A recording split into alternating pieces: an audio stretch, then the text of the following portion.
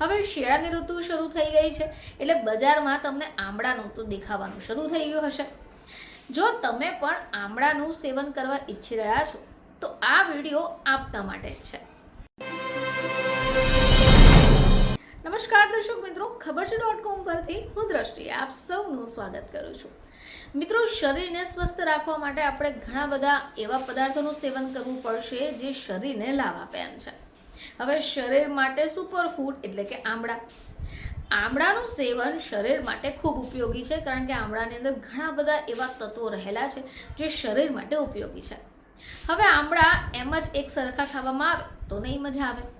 એક જ સરખી રીતે જો આમળાનું સેવન કરવામાં આવે તો પણ આપણે બોર થઈ જઈએ, પરંતુ જો આમળાને તમે અલગ અલગ રીતે ઉપયોગમાં લો છો, સેવન કરો છો તો શરીરને મહત્તમ ફાયદા થઈ શકે એમ છે। હવે શિયાળાની ઋતુ શરૂ થઈ ગઈ છે એટલે બજારમાં તમને આમળાનું તો દેખાવાનું શરૂ થઈ ગયું હશે। જો તમે પણ આમળાનું સેવન કરવા ઈચ્છી રહ્યા છો તો આ વિડીયો આપના માટે છે। શિયાળાની કડકડતી ઠંડીમાં તમે હેલ્ધી આમળાનો મુરબ્બો ખાઈ શકો છો તો આમળા શરીર માટે ફાયદાકારક છે। તમે અથાણા અથવા મુરબ્બાની જેમ ઘણી બધી વાનગીઓ આમળામાંથી તૈયાર કરી શકો।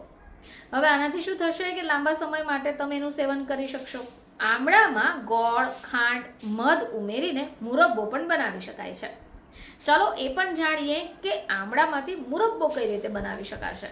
તો આના માટે તમને જોઈશે 250 ગ્રામ જેટલા આમળા, ગોળ 1.5 કપ, કાળા મરીનો પાવડર લગભગ અડધી ચમચી જેટલો અને મીઠું 1 ચપટી। તો સૌથી પહેલા તમારે આમળાને સારા પાણીમાં ધોઈ કાઢવાના છે અને ગરમ પાણીમાં નાખી દેવાના છે। આમળા ગરમ પાણીમાં નરમ ન થઈ જાય ત્યાં સુધી ઉકાળવાના છે। જ્યારે આમળા ઉકળીને રેડી થઈ જાય એટલે ગેસને બંધ કરી દો અને આમળા અને પાણીને છૂટું કરી દો। હવે અન્ય એક પેન ગરમ કરવા મૂકી દો, એમાં થોડો ગોળ ઉમેરો, અડધો કપ પાણી પણ તમારે ઉમેરવાનું છે। હવે તમારે ગોળની ચાસણીને રેડી કરી દેવાની છે। તમારે ધ્યાન રાખવું પડશે કે ગોળ વધારે પડતો ન થઈ જાય।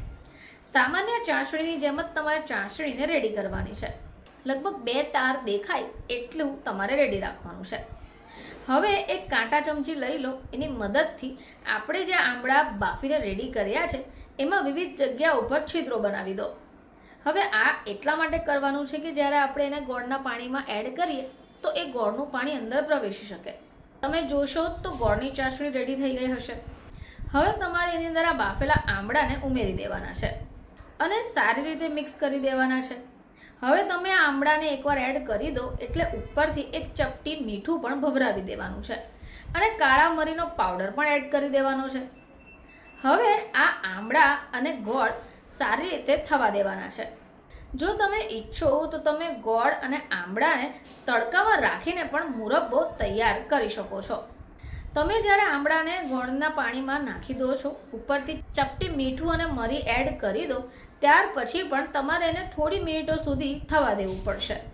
બસ આટલી સરળ રીતે તમે આમળાનો મુરબ્બો બનાવીને રેડી કરી દેશો। એને થોડું ઠંડુ થવા દો અને એક ટાઈટ જાર અથવા બરણીમાં ભરી દો। ફરીથી તમારી સમક્ષ હાજર થઈશું, ત્યાં સુધી જોતા રહેજો ખબર છે.com।